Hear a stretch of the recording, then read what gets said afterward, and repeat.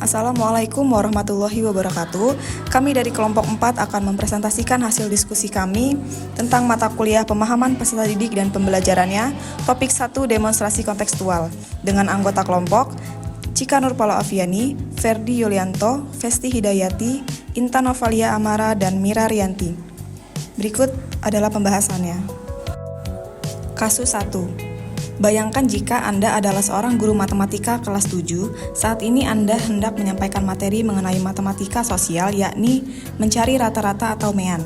Untuk memudahkan peserta didik dalam memahami pembelajaran, Anda mencoba untuk membuat urutan atau langkah-langkah yang perlu diikuti oleh peserta didik agar dapat mencari nilai rata-rata pada sebuah soal.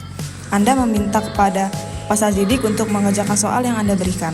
Hasilnya, peserta didik mampu mengerjakan dengan benar, sesuai dengan langkah yang telah Anda siapkan. Beberapa saat kemudian, Anda meminta kepada peserta didik untuk mengulangi soal yang sama tanpa melihat urutan pengerjaan soal, dan peserta didik mampu mengerjakannya dengan benar. Soal pertama, apa yang membuat peserta didik mampu mengerjakan soal dengan baik pada percobaan kedua, tanpa melihat urutan atau langkah pengerjaan soal? Peserta didik telah memahami konsep dasar cara mencari nilai rata-rata atau min dengan baik melalui bimbingan dari guru pada awal pembelajaran, yaitu dengan membuat langkah-langkah mencari nilai rata-rata, sehingga mereka dapat menerapkan konsep tersebut dalam mengerjakan soal matematika pada percobaan kedua secara mandiri. Hal ini sejalan dengan teori konstruktivisme sosial Vygotsky yang berbunyi, What the child can do in cooperation today, he can do alone tomorrow. Yang artinya, apa yang dilakukan atau dipelajari anak hari ini dengan bekerja sama atau kelompok dapat dilakukannya secara mandiri pada masa yang akan datang. Pertanyaan kedua, sebagai seorang calon guru, dalam kegiatan belajar yang seperti apa metode di atas dapat diterapkan?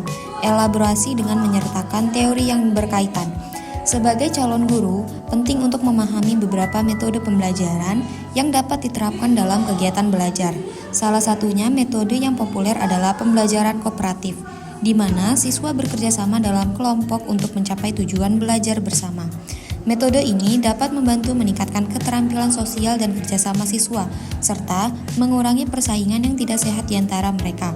Teori konstruktivisme adalah salah satu teori belajar yang menekankan pada peran aktif siswa dalam membangun pengetahuannya sendiri melalui pengalaman dan refleksi. Kasus 2. Rina adalah seorang guru di kelas 1 SD.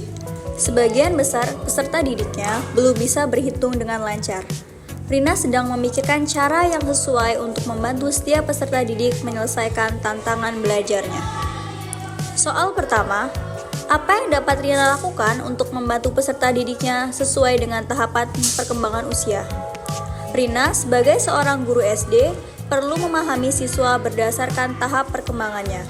Dalam hal ini, siswa berada pada tahap perkembangan pra-operasional, yaitu usia 2-7 tahun. Rina dapat menciptakan pembelajaran dengan menerapkan logika pada objek untuk merangsang kemampuan berpikir anak. Salah satu caranya adalah dengan menyediakan benda-benda di sekitar siswa seperti buku, pensil, dan spidol yang menggunakan siswa setiap hari untuk belajar. Rani dapat menggunakan benda-benda tersebut untuk membantu siswa dalam berhitung, dengan menghubungkan pelajaran berhitung dengan kehidupan sehari-hari. Soal 2. Mengapa Anda menyarankan hal tersebut? Elaborasi jawaban Anda dengan menyertakan teori yang berkaitan. Kegiatan pembelajaran yang kami usulkan di atas erat kaitannya dengan teori belajar konstruktivisme, dengan menyediakan benda-benda di sekitar serta beberapa permainan yang melibatkan berhitung.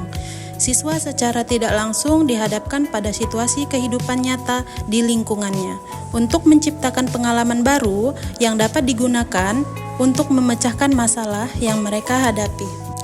Kasus 3. Made adalah seorang guru yang mengajar di salah satu sekolah negeri wilayah Bali.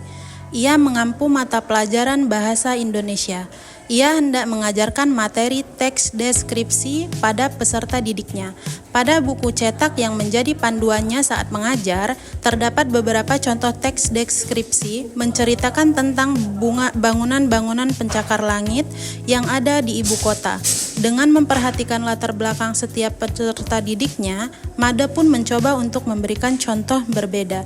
Ia memberikan contoh teks deskripsi tentang pantai dan makanan khas dari Bali. Soal 1. Apakah pertimbangan dan keputusan Made sudah sesuai? Mengapa demikian? Pertimbangan dan keputusan Made dalam memberikan contoh teks deskripsi tentang pantai dan makanan khas di Bali sangat tepat dan sesuai. Made menggunakan prinsip relevansi dengan lingkungan siswa. Prinsip ini mengaitkan materi pembelajaran dengan lingkungan siswa. Pemilihan topik yang dilakukan Made sangat relevan dengan tempat di mana dia mengajar, yaitu Bali. Soal 2. Prinsip apa yang Made gunakan dalam kasus tersebut? Elaborasi jawaban dengan menyertai teori yang berkaitan. Prinsip yang diterapkan oleh Made adalah prinsip relevansi dengan lingkungan siswa. Prinsip ini sejalan dengan teori konstruktivisme yang dikenalkan oleh Lev Vygotsky. Teori ini menekankan pentingnya konteks sosial dan lingkungan dalam pembelajaran.